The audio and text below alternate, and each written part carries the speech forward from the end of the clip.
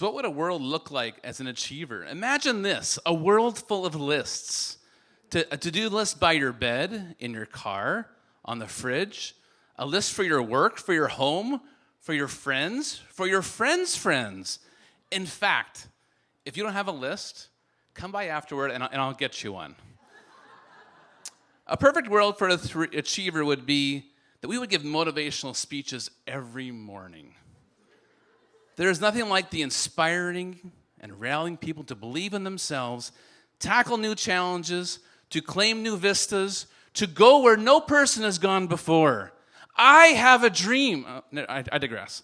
A three must have invented the moving sidewalk.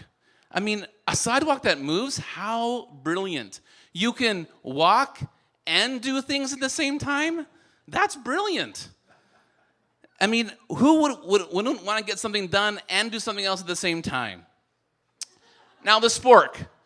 This is a shortcut, and threes love shortcuts. I'll tell you a story. When I'm making breakfast in the morning, I will get a piece of toast, and I will have no knife.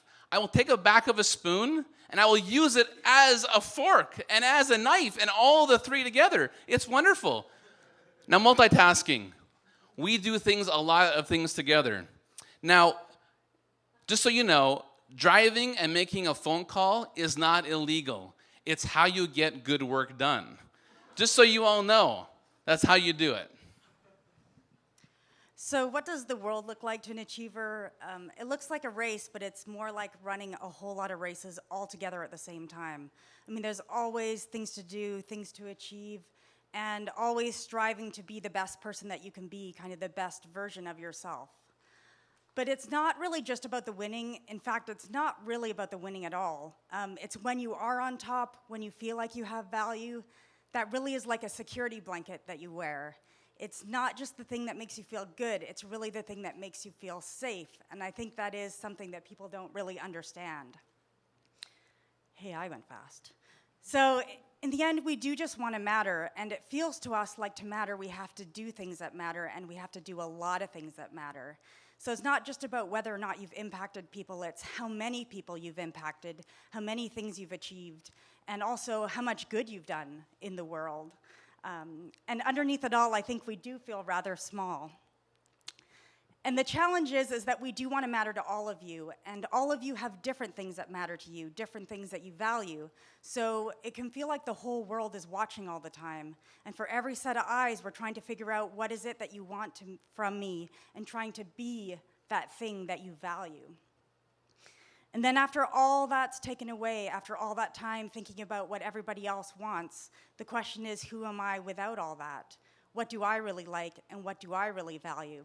And it just made me think tonight, when I was a little girl, I used to have this feeling that I called the vastness of the universe. And that, I think, was this feeling. Work before play, work before sleep, work before pleasure. Is there anything really but work? Of course, if you do play, make sure you get something out of it. Make sure you win. The threes of the Enneagram are the golden boys and girls. We usually come out on top. Except that's not how life works.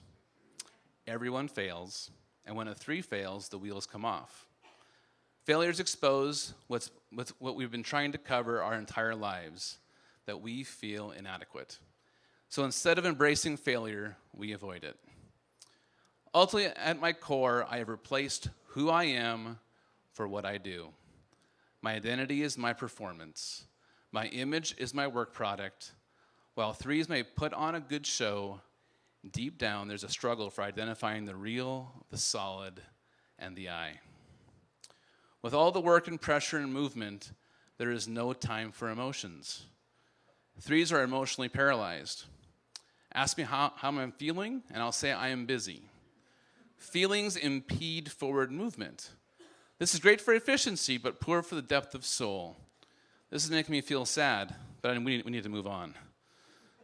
Ultimately, this leads to a false sense that the achiever has to direct and keep the world and keep things moving. That if I stop achieving, my world will crash around me. This is why many achievers at some point experience burnout and heart attacks. because nobody can stay in perpetual motion. So what I love about being an achiever is my ability to completely throw myself into something, to do things wholeheartedly, kind of whole-selfedly, if that were a word. I really can feel like a force of nature. My husband talks about in martial arts having the principle of the single unit moving principle, when you move your body all as one, and I really can feel that. And when I'm in that place and I'm juggling all those balls, I really can feel larger than life. I really feel untouchable, kind of like a super machine. I kind of say, kind of like the Borg, but we like to think that we have better smiles, I think. But when I'm in that place, I can really just go and go and go like a machine. And he talked about being able to push your emotions aside. There's a sad side to that, but there's also the security of knowing that I can push things aside and that I can always deliver. And it makes me feel good to know that I can depend on myself that way. But I think what I like most about being a 3 in the end is something completely different. And I think for all types, the greatest strength is what was your greatest weakness. And that authenticity, when you find it, that there's something incredibly powerful about it that allows you to connect to people in a really intimate way very quickly. And there's something kind of magical about it. And I couldn't have ended with anything other than a heart, because in the end it is all about heart. And it's not the saccharine heart of the Hallmark card. It really is this intense ability to feel and to love. And it's really protecting that heart that makes us do all that we do. And it's really discovering that heart that makes us become who we are. So, thank you.